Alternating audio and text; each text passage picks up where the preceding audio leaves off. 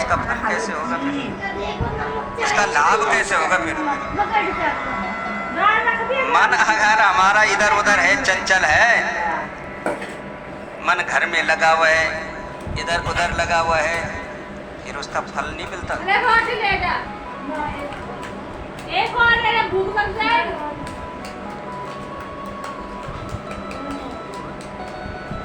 इसलिए तन मन से जो है कथा श्रवण करनी चाहिए। चाहे एक भी क्षण अगर किसी ने कथा श्रवण कर ली तन्मयता से, उसका जीवन का उद्धार हो जाया करता है।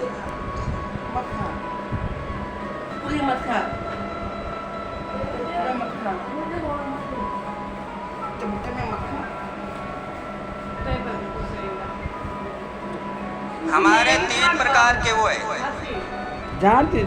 माताओं बहनों, 3 प्रकार के तप होते हैं। कौन कौन से? शारीरिक तप,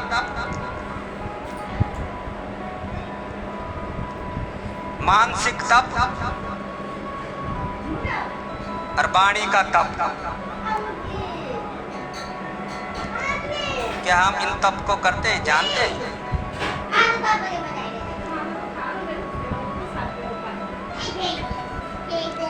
देव तुझ गुरु प्राज्ञा,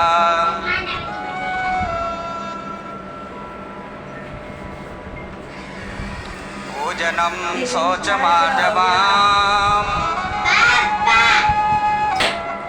ब्रह्मचर्य च अहिंसा, शारीरम तप उच्यते। हमारा शरीर का तप क्या है भाई?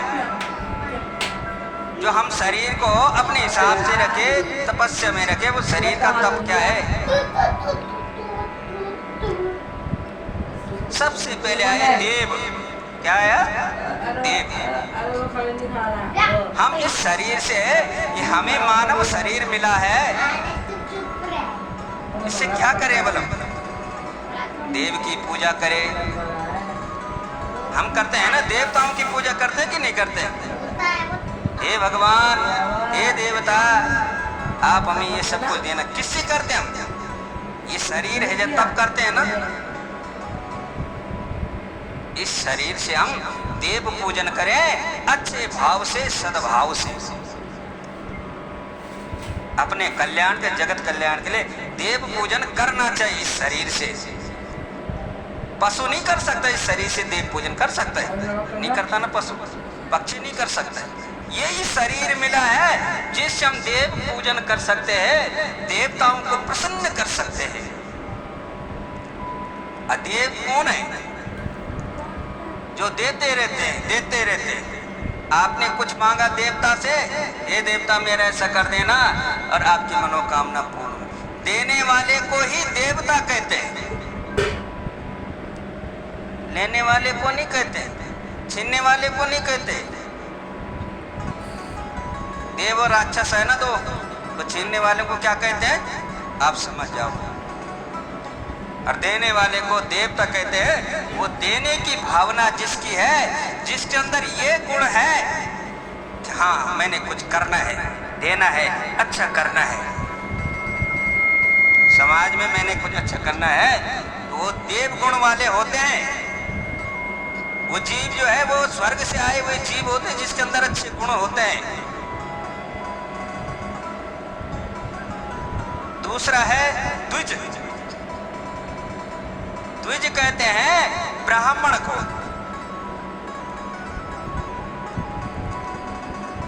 एक तो साधारण जन्म होता है हमारा, दूसरा जन्म होने के मतलब उस ब्राह्मण के संस्कार सर्वश्रेष्ठ होते हैं।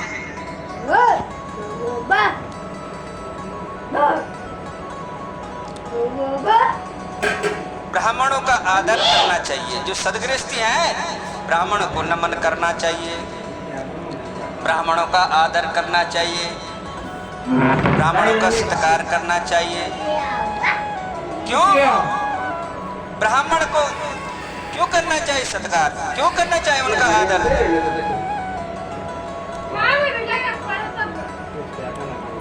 वो ब्रह्म मुहूर्त में उठता है ब्राह्मण। ब्राह्मण कब उठता है? ब्रह्म मुहूर्त में। मंदिर की आरती करनी हो, कहीं कुछ करना हो, अच्छा कार्य, सबसे पहले ब्राह्मण जाएगा मंदिर में। मंदिर खोलने जो आपकी वो सजेंगे, मंदिर में पहले ब्राह्मण आएंगे।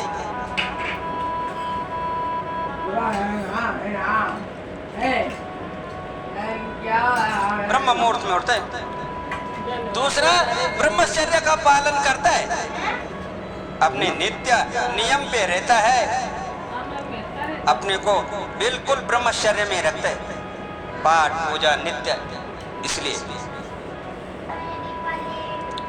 ब्रह्म भवति इति ब्राह्मणः, ब्रह्म को जानने वाला, परमात्मा को जानने वाला, उसके बारे में बताने वाला, उसको कहते हैं ब्राह्मण।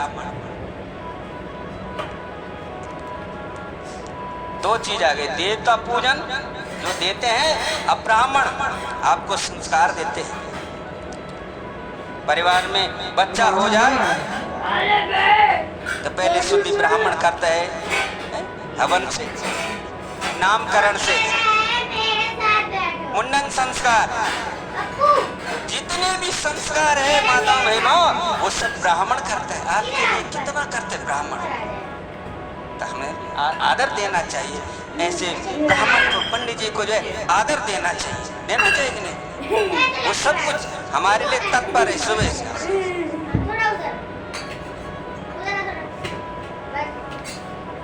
देवध्वज गुरु प्राज्ञ, गुरु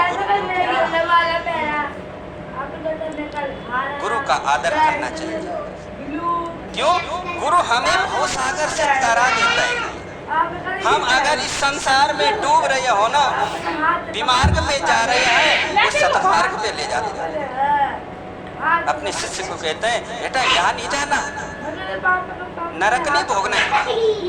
अरे मनुष्य जन्म मिला है तो अच्छे कर्म करो, भगवान का भजन करो, भगवान का कीर्तन करो, भगवान की भक्ति करो, अच्छे सत्कार करो, दान पुण्य अच्छे काम करो, भगवान की कथा सुनो, जिससे हमारा हृदय जो पवित्र होता है। कथा से क्या होता है? हमारा हृदय पवित्र होता है।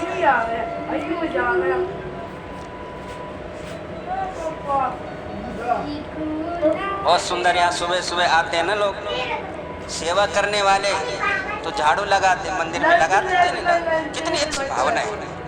लोग आते हैं, कितने बाहर से जो सारा ये शुद्ध कर रहे हैं, लेकिन अंदर का झाड़ू किससे लगेगा? हमारे सत्संग से। हम सत्संग करेंगे, अच्छी बातें सुनेंगे, हम गलत मार्ग पे नहीं जाएंगे, विमार्ग पे नहीं जाएंगे, अच्छा ही करेंगे। अंदर से परमात्मा संकेत, अरे भाई गलत नहीं करना। इसलिए सत्संग रूप से जो है अंदर की जो पवित्रता बनाई है। तो गुरु जो है हमें रोकता है, हमें टोकता है कि बेटा गलत मत करना। शिष्य को कहते कि गलत मत करना, गलत मत जाना। गुरु का रोल है, परमात्मा से भी बढ़कर है गुरु।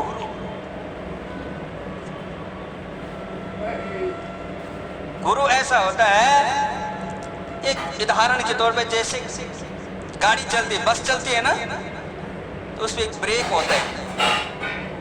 अब बस तो चल रही है, अब पता चला कि मोड़ आ गया, गड्ढा आ गया, ब्रेक मार देते। ड्राइवर ब्रेक मारता कि नहीं मारता? हम जीवन में चल रहे, अपनी गाड़ी को चला रहे, और पता चला कोई खाई आ रही, मुझे गुरु रोक लेते, अरे गड्ढा आ गया, ये आ गया, वो हमें रोकते हैं, रोकते ब्रेक की तरह कि गिरना मत, आगे मोड़ है, आगे खाई है, वो ब्रेक की तरह जो है हमें रोकता है। देव तुझ गुरु प्राज्ञा, जो प्राज्ञा जन है, जो विद्वान जन है, समाज में जो बड़े लोग हैं, सद्बुद्धिमान लोग हैं, जो शिक्षा देते समाज को, उनका हमें आदर करना चाहिए। उनका हमें जो है आदर करना चाहिए, सम्मान करना चाहिए, ताकि और वो शिक्षा को और दे समाज में, समाज सुधरे, समाज उन्नति की ओर हो। शिक्षा से ही समाज उन्नति की ओर होगा।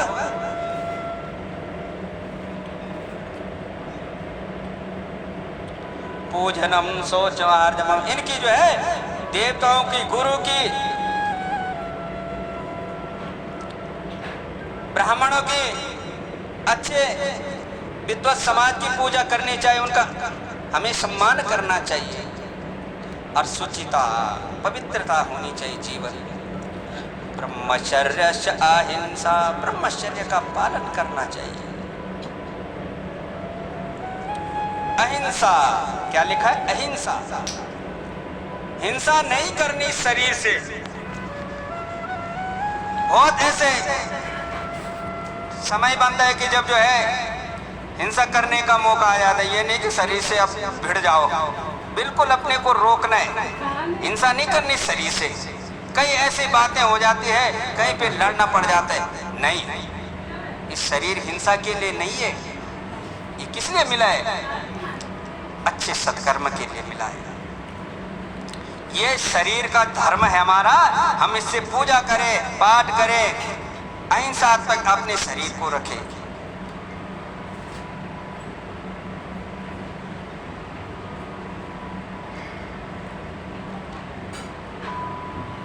और वाणी का, अब क्या है वाणी का, हम अपने वाणी को कैसे रखें? हम कुछ बोलते हैं तो सोच समझ के हमें बोलना चाहिए, कहीं भी कुछ भी बोले। अनुद्वेग कर्म वाक्यम सत्यम प्रिय हिताय च स्वाध्याय व्यसनम चैव वाङ्मया तप उच्यते। अपनी वाणी को पवित्र बनाओ। अनुद्वेग, ऐसा नहीं बोला, ऐसा नहीं बोलना कि किसी का मन जो उद्विग्न हो जाए, इसने मेरे लिए क्या बोल दिया। होता है ना कहीं पे, किसी ने किसी को कुछ बोल दिया तो दूसरे को अजीब से लग रही है, क्या बोल रहा है कि नहीं। ऐसी वाणी का प्रयोग नहीं करें। सत्य बोले, प्रिय बोले, मधुर बोले, हितकारी बात बोले, जो आपके लिए हितकारी हो, दूसरे के लिए हितकारी हो, ऐसी वाणी बोलो। और अपना स्वास्थ्य